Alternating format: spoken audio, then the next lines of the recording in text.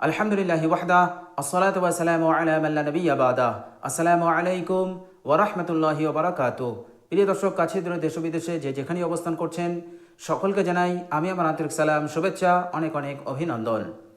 প্রিয় দর্শক, আপনি যদি কঠিন পেরেশানির মধ্যে থাকেন, হতে পারে সেই পেরেশানির মূলে আছে সংসারের অভাব।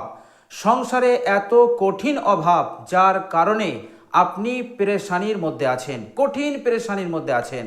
অথবা হতে পারে আপনার রুজি রোজগারের তাঙ্গি আছে, সংকীর্ণতা আছে, টাকা পয়সা নেই, টাকা পয়সার চরম অভাব, তার কারণে আপনি পেরেশান হয়ে আছেন।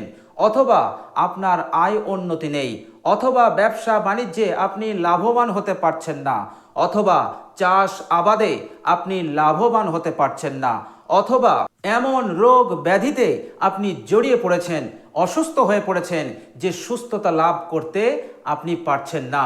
এর কারণে আপনি পেরেশান হাল হয়ে আছেন, কঠিন পেরেশানির মধ্যে পড়ে আছেন, কিছুতেই আপনি ভালো হচ্ছেন না। অথবা আপনার সন্তানদের মধ্যে কেউ অসুস্থ হয়ে পড়ে আছেন, অথবা আপনার পরিবারের অন্য কেউ অসুস্থ হয়ে পড়ে আছে, রোগ ব্যাধিতে সে আক্রান্ত হয়ে আছে। এত টাকা পয়সা খরচ করেও কিছুতেই ভালো হচ্ছে না, কিছুতেই সে আরোগ্য লাভ করতে পারছে না। এর জন্য আপনি পেরেশান হয়ে আছেন। অথবা সংসারের অভাবের কারণে আপনি ঋণগ্রস্ত হয়ে পড়েছেন, এমন ঋণগ্রস্ত হয়ে পড়েছেন যে সেই ঋণকে পরিশোধ করার কোনো ব্যবস্থা আপনি করতে পারছেন না। সেই ঋণ হতে মুক্তির কোনো রাস্তা, কোনো পথ আপনি দেখতে পাচ্ছেন না। আর এর কারণে আপনি পেরেশান হাল হয়ে আছেন, কঠিন দুশ্চিন্তার মধ্যে পড়ে আছেন। প্রিয় দর্শক, আজকে এমন একটি আমল আমি আপনাদের সঙ্গে শেয়ার করব। এই আমলটা যদি আপনি করেন, ইনশাআল্লাহ এই আমলের বরকতে আল্লাহ পাক পেরেশানি থেকে আপনাকে মুক্তি দান করবেন। অতি তাড়াতাড়ি আপনি পেরেশান হতে মুক্তি পেয়ে যাবেন। যে কারণে আপনি পেরেশানগ্রস্ত হয়ে আছেন, সেই কারণ হতে আল্লাহ সুবহানাহু ওয়া তাআলা আপনাকে মুক্তি দান করবেন। বলেন সুবহানাল্লাহ। প্রিয় দর্শক, আর সেই আমলটা হচ্ছে যে আপনি প্রত্যেক নামাজের পর, অর্থাৎ 5 ওয়াক্ত নামাজের পর এই আমলটা করবেন। প্রিয় দর্শক, যদি 5 ওয়াক্ত নামাজের পর আপনি যদি এই আমলটা করতে না পারেন, ব্যস্ততার কারণে বা সময় না পাওয়ার কারণে, তাহলে যখনই আপনি এই আমলটা করবেন, তো সর্বপ্রথম, প্রিয় দর্শক মনোযোগ দিয়ে শুনুন, সর্বপ্রথম আপনি ভালোভাবে অজু করবেন। এমন সুন্দরভাবে অজু করবেন যে অজুর অঙ্গগুলো যেন শুকনো না থাকে, একটা পশমের গোড়া পরিমাণ যেন শুকনো না থাকে। সুন্দরভাবে উত্তম রূপে আপনি অজু করবেন। অজু করার পর আপনি 2 রাকাত নামাজ পড়বেন। যদি 5 ওয়াক্ত নামাজ পড়ার পর আমলটা করেন, তাহলে এই 2 রাকাত নামাজটা পড়তে হবে না।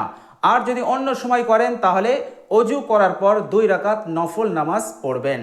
আর নামাজের নিয়তটা এইভাবে করবেন, হে আল্লাহ, আমি আপনার সন্তুষ্টির জন্য 2 রাকাত নফল নামাজ পড়ছি, আল্লাহু আকবার। এইভাবে করে আপনি নিয়ত করে তাকবীরে তাহরিমা বেঁধে নেবেন। এরপর আপনি স্বাভাবিকভাবে যেভাবে নামাজ আদায় করে সেইভাবেই আপনি নামাজটা আদায় করবেন। নামাজ আদায় হয়ে গেলে, অর্থাৎ সালাম ফিরানোর পর আপনি সর্বপ্রথম দরুদ শরীফ পাঠ করবেন, দরুদে ইব্রাহিম। আল্লাহুম্মা সাল্লি আলা মুহাম্মাদিন ওয়া আলা আলি মুহাম্মাদ কামা সাল্লাইতা আলা ইব্রাহিম ওয়া আলা আলি ইব্রাহিমা ইন্নাকা হামিদুম মাজিদ। আল্লাহুম্মা বারিক আলা মুহাম্মাদিন ওয়া আলা আলি মুহাম্মাদ কামা বারাকতা আলা ইব্রাহিম ওয়া আলা আলি ইব্রাহিমা ইন্নাকা হামিদুম মাজিদ। একবার এই দরুদে ইব্রাহিমটা পাঠ করার পর বিসমিল্লাহ সহ 7 বার আপনি সূরা কুরাইশ তেলাওয়াত করবেন, ছোট্ট সূরা। এই সূরা কুরাইশ 7 বার তেলাওয়াত করবেন বিসমিল্লাহ সহ। ঠিক এইভাবে, বিসমিল্লাহির রহমানির রহিম, লিইলাফি কুরাইশ ইলাফিহিম রিহলাতাশ শিতাই ওয়াস সাইফ ফালইয়াবুদু রাব্ব হাযাল বাইত আল্লাযী আত'আমাহুম মিন জু' ওয়া আমানাহুম মিন খাউফ। ঠিক এইভাবে আপনি বিসমিল্লাহ সহ 7 বার সূরা কুরাইশ তেলাওয়াত করবেন। এরপর আরেকবার আপনি দরুদে ইব্রাহিম পড়বেন, আল্লাহুম্মা সাল্লি আলা মুহাম্মাদিন ওয়া আলা আলি মুহাম্মাদ কামা সাল্লাইতা আলা ইব্রাহিম ওয়া আলা আলি ইব্রাহিমা ইন্নাকা হামিদুম মাজিদ। আল্লাহুম্মা বারিক আলা মুহাম্মাদিন ওয়া আলা আলি মুহাম্মাদ কামা বারাকতা আলা ইব্রাহিম ওয়া আলা আলি ইব্রাহিমা ইন্নাকা হামিদুম মাজিদ। এরপর আপনি আল্লাহ সুবহানাহু ওয়া তাআলার কাছে দুহাত তুলবেন। দুহাত তুলে এবার আপনি আল্লাহ সুবহানাহু ওয়া তাআলার কাছে দোয়া করতে থাকুন। প্রিয় দর্শক, বিশ্বাস করুন, এই আমলটা যেভাবে আমি আপনাদেরকে বললাম, এইভাবেই যদি আমলটা করার পর দুহাত শূন্যে তুলে আল্লাহ সুবহানাহু ওয়া তাআলার কাছে দোয়া করেন, আল্লাহ পাক আপনার প্রত্যেক দোয়াকে কবুল করবেন এবং আপনাকে পেরেশানি হতে অতি তাড়াতাড়ি মুক্তি দান করবেন। বলুন সুবহানাল্লাহ।